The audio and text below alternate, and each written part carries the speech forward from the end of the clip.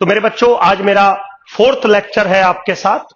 Start करते हैं। पिछले 3 लेक्चर्स तक मैंने स्टैटिस्टिक्स के बारे में आपको कुछ रफ आइडियाज दिए हैं। तो पिछली क्लास में जो था मेरा, वो हम मेजरमेंट ऑफ लोकेशन डिस्कस कर रहे थे, जिसके कुछ मेजरमेंट थे arithmetic mean, geometric mean, harmonic mean, median और मोड। लेकिन पिछली क्लास में हमने अर्थमेटिक मीन स्टार्ट किया हुआ था। तो पिछली क्लास में बच्चों मैंने अर्थमेटिक मीन को डिफाइन किया था, समझाया था कि एक्चुअली में अर्थमेटिक मीन कैसे वर्क करता है, कोई प्रॉब्लम नहीं थी आप लोगों को। फिर मैंने क्वेश्चंस भी आपके साथ डिस्कस किया था कि अर्थमेटिक मीन कैलकुलेट करता कैसे है। ठीक है बेटा, आज का जो मेरा टॉपिक है अर्थमेटिक मीन को लेकर, वो है प्रॉपर्टीज ऑफ अर्थमेटिक मीन। यानी कि जो अर्थमेटिक मीन का फॉर्मुलेशन आपने डेवलप किया है to calculate the central value, उस फॉर्मुलेशन के अंदर कुछ कैरेक्टरिस्टिक्स प्रेजेंट हैं, कुछ प्रॉपर्टीज इन्वॉल्व हैं। मेरे बच्चों, प्रॉपर्टी का मतलब होता है यूनिवर्सल फैक्ट।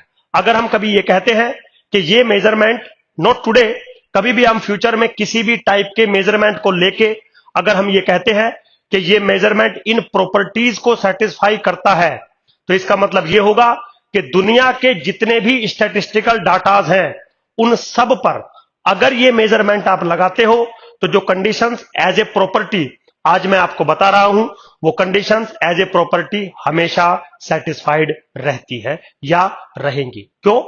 क्योंकि आज मैं उन सब को प्रूफ कर दूंगा। ठीक है बेटा, तो सबसे पहले तो आपको ये जो प्रॉपर्टीज आज मैं पढ़ाने जा रहा हूं आपको, ये आपको अच्छे से समझनी होगी, लर्न करनी होगी।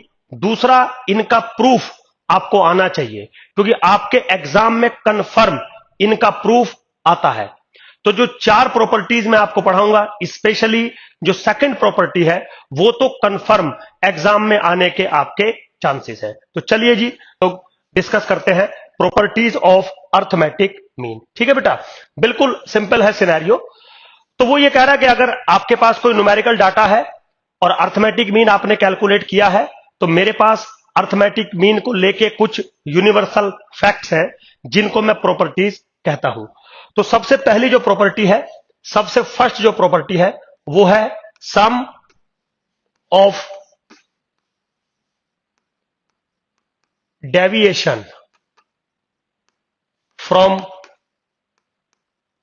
Arithmetic mean is 0।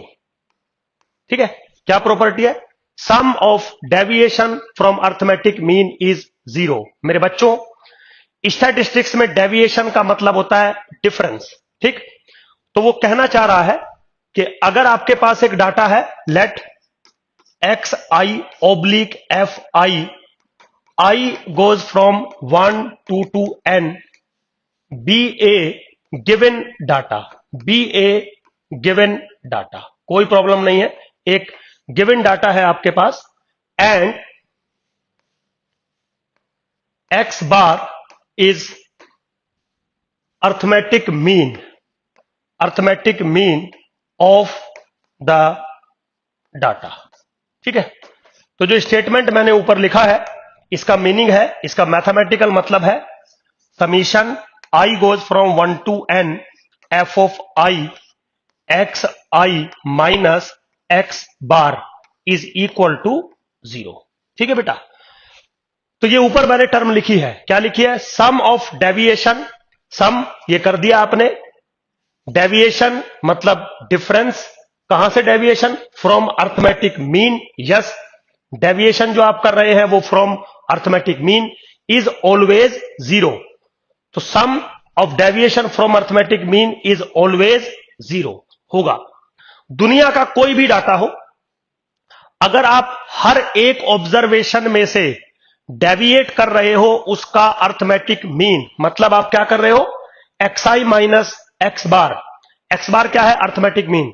और फिर उन सब डेविएशंस का आप एडिशन कर रहे हो, समीशन कर रहे हो, तो जो वैल्यू मिलेगी वो कंफर्म आपको 0 के बराबर मिलेगी। व्हाटएवर बी द डाटा, दुनिया का कोई भी न्यूमेरिकल डाटा हो, सबके लिए ये चीज वैलिड है।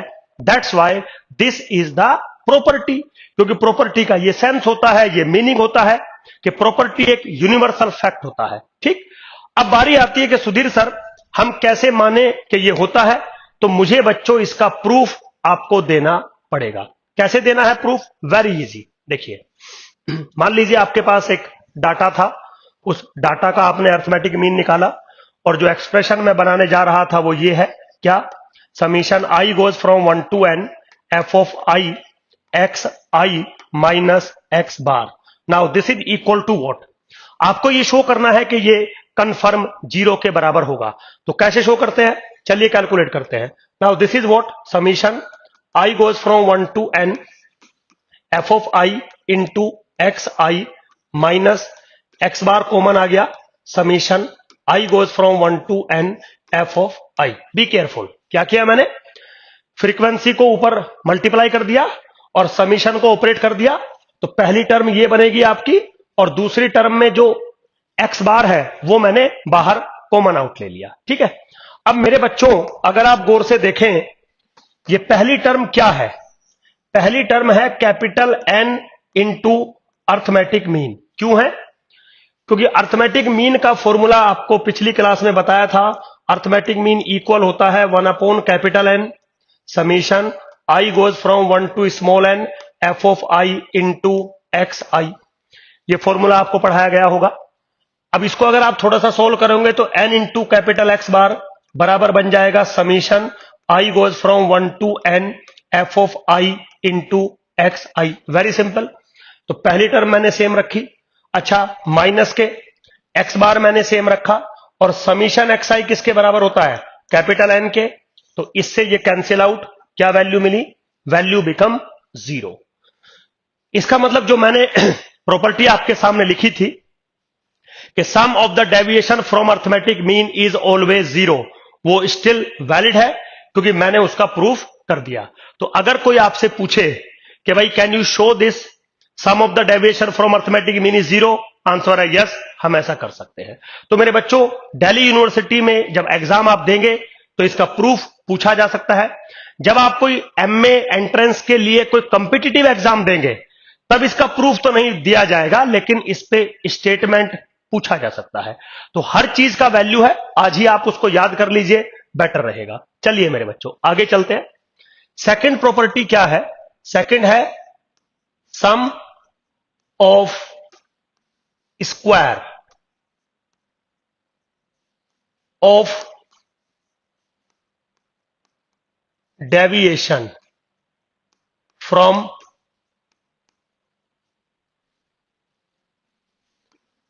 Arithmetic mean is minimum.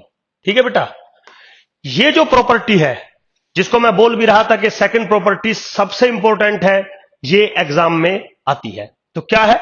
Some of square of the deviation from arithmetic mean is minimum. क्या सेंस है इसका वो समझाता हूं।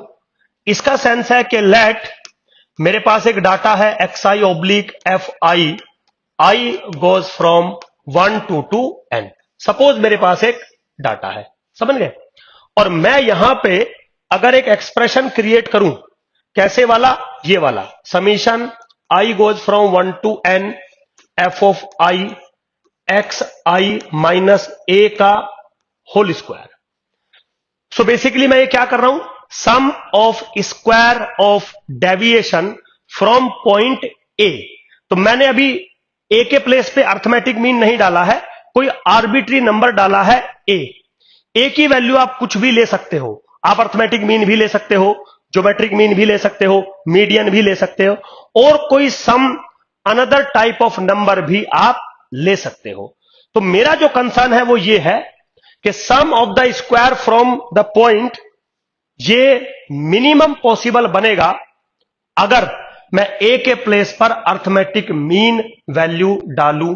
तो इसका मतलब मेरा जो स्टेटमेंट है उसका मैथमेटिकल मीनिंग है summation i goes from 1 to n f of i x i minus x bar का whole square is always minimum, मतलब less than equal to summation i goes from 1 to n f of i x i minus a का whole square for all a belongs to real number. तो मेरे बच्चों मैं क्या कर रहा हूं? Sum of the square from arithmetic mean is always minimum possible. तो अगर मैं sum of the square of the deviation about some point लेके चलूं ए, तो मुझे ये शो करना है कि इसकी मिनिमम पॉसिबल वैल्यू तब मिलेगी जब x की वैल्यू या a की वैल्यू अर्थमेटिक मीन के बराबर होगी। तो अभी मैंने ऊपर जो स्टेटमेंट लिखा है उसका मैथमेटिकल मीनिंग आपको समझाया। तो बेसिकली मुझे क्या करना है, मुझे इस फंक्शन को मिनिमाइज करना है और यह शो करना है कि इस फंक्शन की मिनिमम वैल्यू आपको तब मिलेगी जब a की वैल्यू अर्थमेटिक मीन के बराबर होगी। यह मेरा सेंस है। तो sum of the square of the deviation is minimum possible when the deviation is taken from arithmetic mean. वही लिखा है, sum of the square of the deviation from arithmetic mean is minimum. अब proof कैसे करेंगे वो समझा रहा हूं, चलिए। तो मेरे बच्चों, मान लीजिए आपका कोई डाटा है लाइक दिस और आपने एक फंक्शन बनाया sum of the square of the deviation from point a. तो कोई फंक्शन बनाया तो बेसिकली ये फंक्शन जो है वो ए का है। I call this function g a. I call this function g a. Summation i goes from 1 to n f of i x i minus a का होल स्क्वायर। ठीक है। अब मेरा एम क्या है, मेरा एम है इस फंक्शन को मिनिमाइज करना। तो मुझे देखना पड़ेगा इज दिस फंक्शन मिनिमाइजेबल और नॉट। दूसरा, फिर अगर ये मिनिमाइजेबल है तो मिनिमम वैल्यू किस पे मिलेगी। मुझे यहां ये शो करना है कि इसकी मिनिमम वैल्यू अर्थमेटिक मीन के पर मिलेगी। चलो देखते हैं। तो जैसा कि आपने पढ़ा होगा, ये तो बहुत कॉमन सी चीज है, अगर किसी फंक्शन को मैक्सिमाइज या मिनिमाइज करना है तो क्या करते हैं, डेरिवेटिव को जीरो पुट करते हैं और डबल डेरिवेटिव चेक करते हैं। अगर डबल डेरिवेटिव नेगेटिव है तो मैक्सिमम मिलता है और डबल डेरिवेटिव पॉजिटिव है तो मिनिमम मिलता है। चलिए करके देखते हैं। तो इस फंक्शन का अगर मैं सिंगल डेरिवेटिव करूं जी डैश ए, है ना, तो ए के रेस्पेक्ट में ही आपको डेरिवेटिव करना पड़ेगा क्योंकि ये ए का फंक्शन है। तो रूल क्या बनेगा, summation i goes from 1 to n 2 times F of i x i minus A into minus के 1। ठीक है, समझ रहे होंगे जब आप ए के रेस्पेक्ट में करेंगे। चलिए यहीं पे इसका डबल डेरिवेटिव भी कर देते हैं। डबल डेरिवेटिव जो बनेगा वो किसके बराबर बनेगा, summation i goes from 1 to n 2 times of F of i into एक माइनस 1 यहां है, एक माइनस 1 यहां है, तो 1 बनेगा, यानी कि 2n के बराबर वैल्यू बनेगी। ठीक। अब आपको पता है कि मैक्सिमा और मिनिमा अगर आपको करना है तो आपको सिंगल डेरिवेटिव को जीरो पुट करना होता है। चलिए कोई बात नहीं, सिंगल डेरिवेटिव को जीरो पुट कर देते हैं। अगर मैं इसको थोड़ा सा सॉल्व करूं यहां पे, तो माइनस के 2 बाहर आ जाएगा, माइनस के 2 बाहर आ जाएगा। Summation i goes from 1 to n f of i x i minus A zero के बराबर बनेगा। अब ये जो -2 है वो इधर जाके जीरो से कैंसिल आउट हो जाएगा। आपको क्या मिलेगा, summation i goes from 1 to n f of i x i minus a is equal to 0। ठीक है बेटा। अब आप इस चीज को गौर से देखिए। ये चीज अगर आप पहली प्रॉपर्टी अप्लाई करें तो sum of the deviation from arithmetic mean 0 हुआ करता था।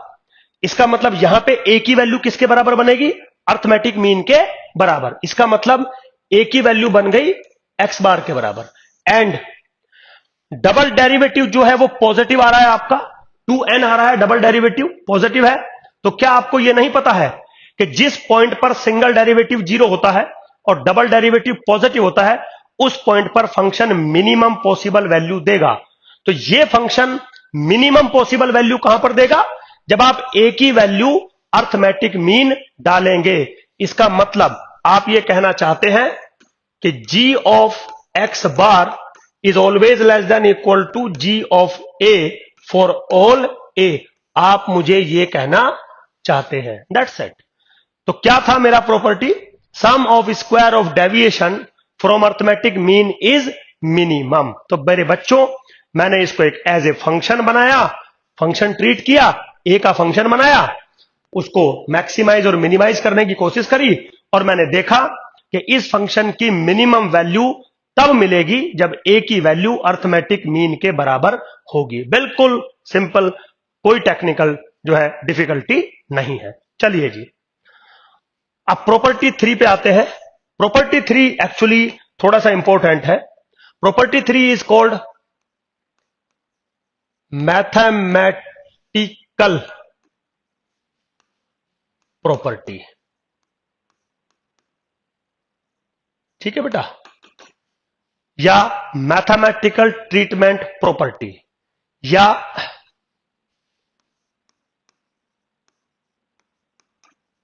कंबाइंड और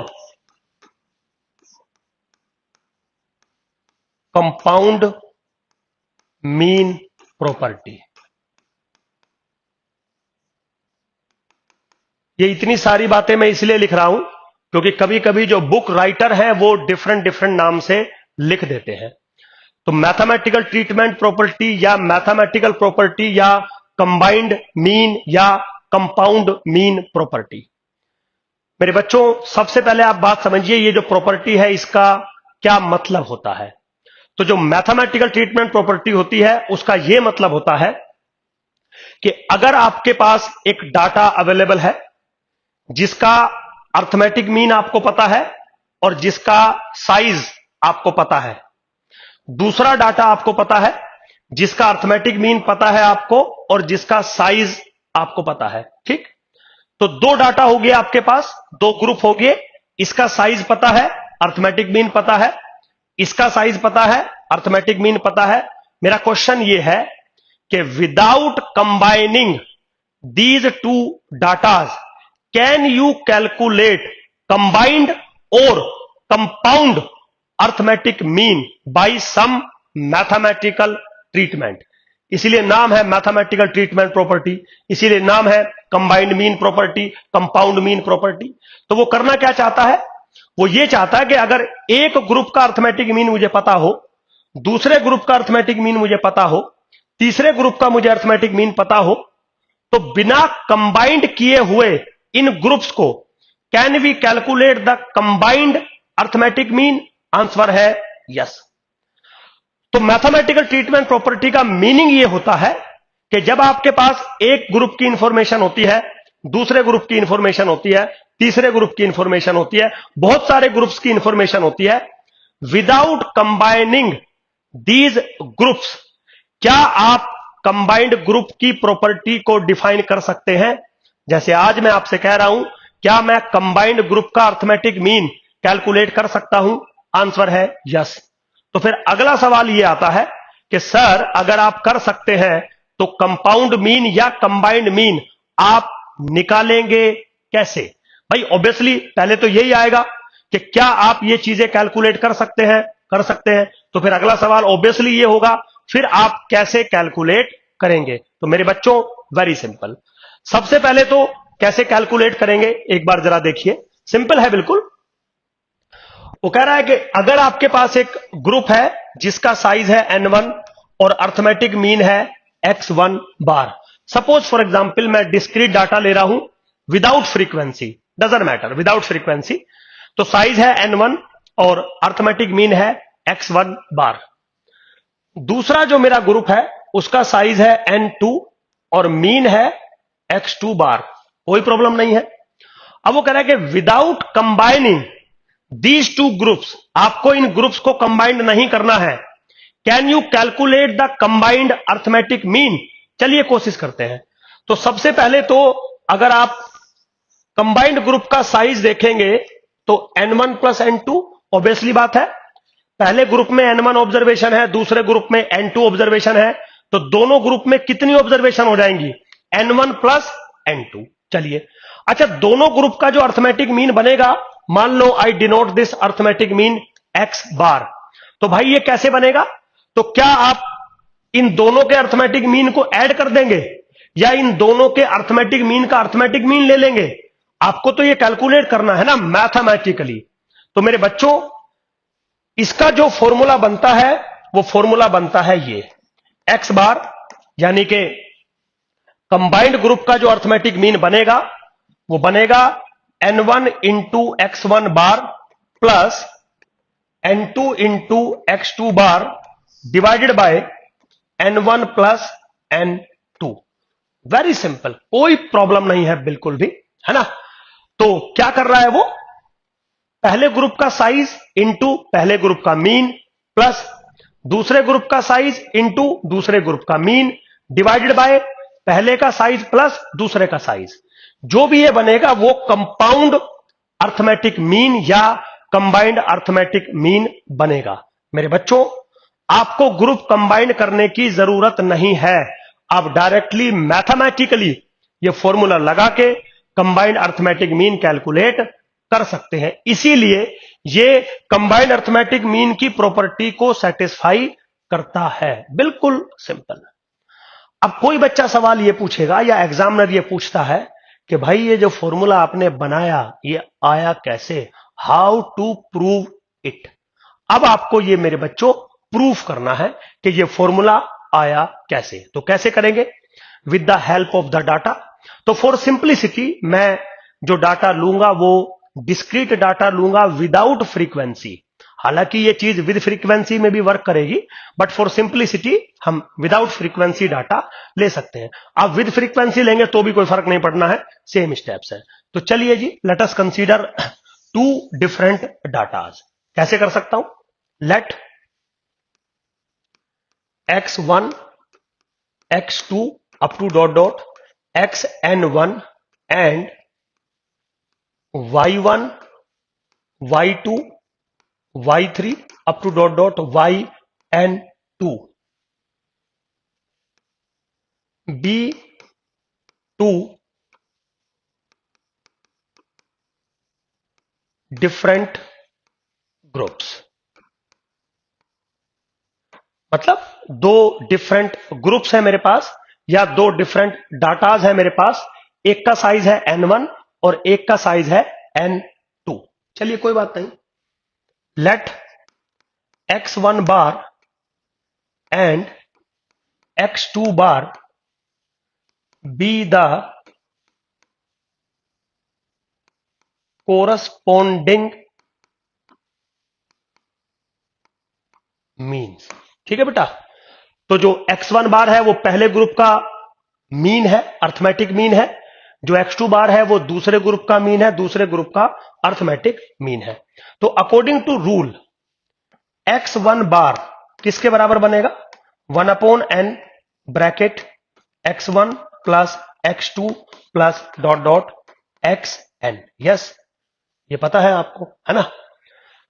तो मैं अगर चाहूं तो इसको ऐसे लिख सकता हूं, कैसे, n1 into x1 bar is equal to summation i goes from 1 to n1 xi, equation number 1। ठीक है, सिंपली मैंने, अच्छा दिस इज n1, सिंपली मैंने इसका मल्टीप्लाई इसके साथ कर दिया, दिस इज आल्सो n1, इसका मल्टीपल इसके साथ कर दिया, इस समीशन को मैंने ऐसा लिख दिया।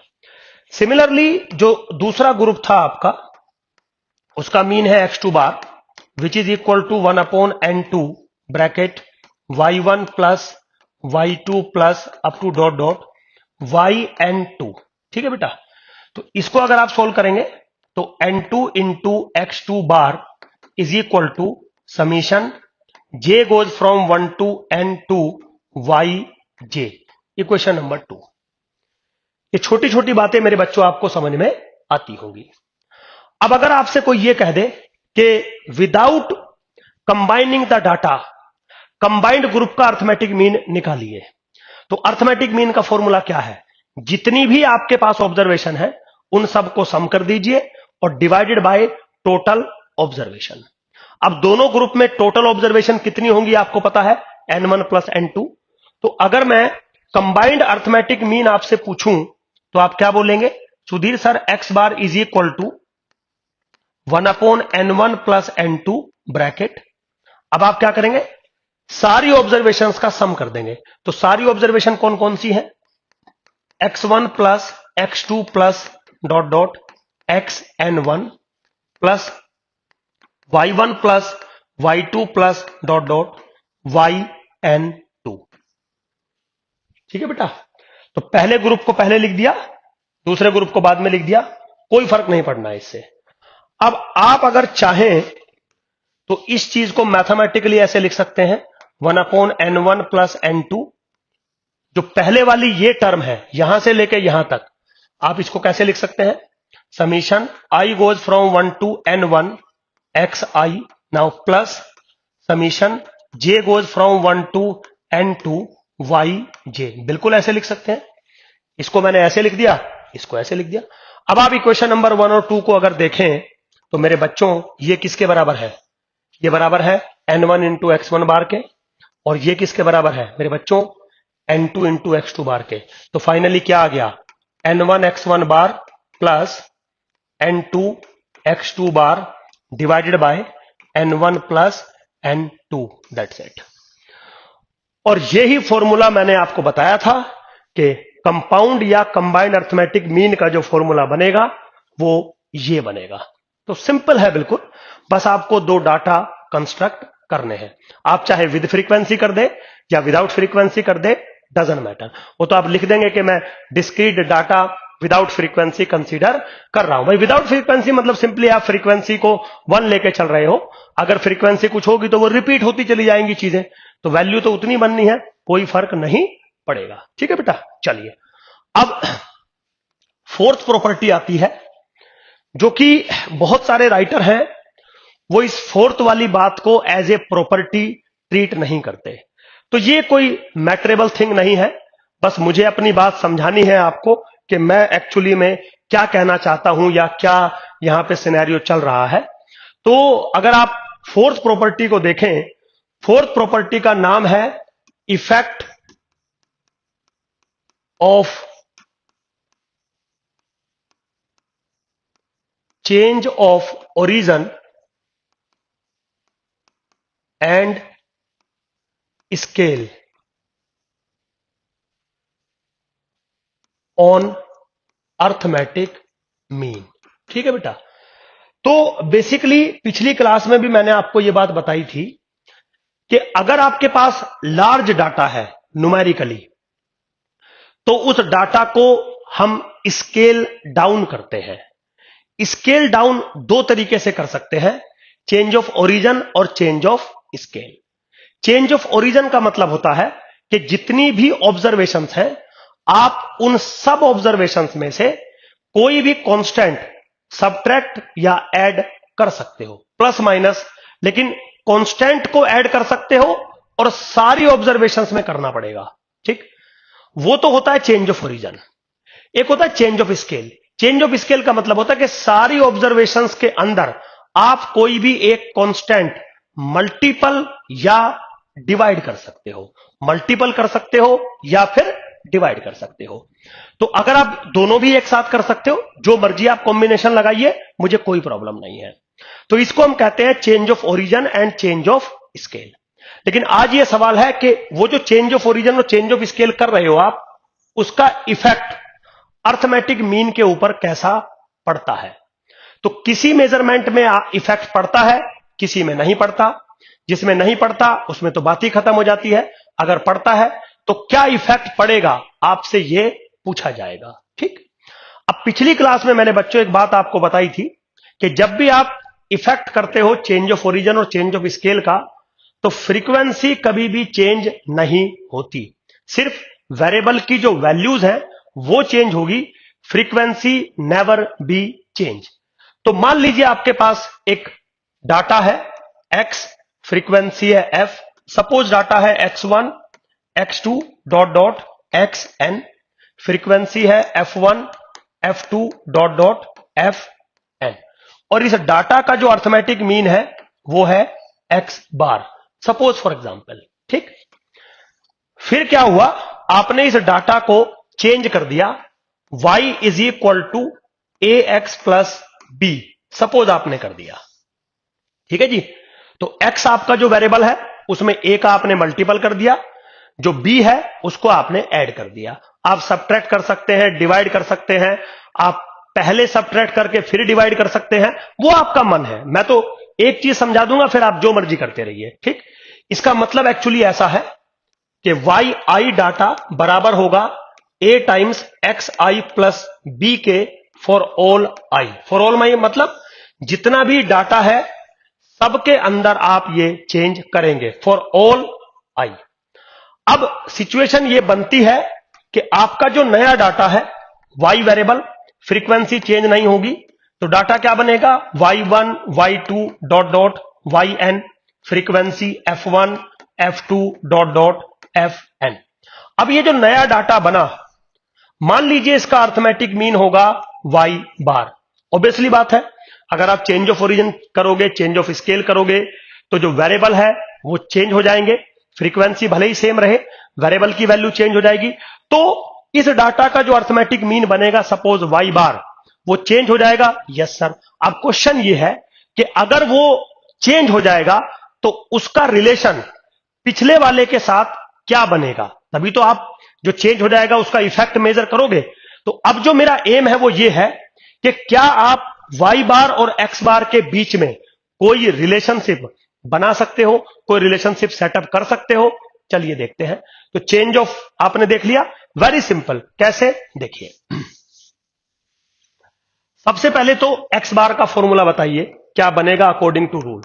अकॉर्डिंग टू रूल बनेगा x bar 1 upon n summation i goes from 1 to n f of i into x i, equation number 1।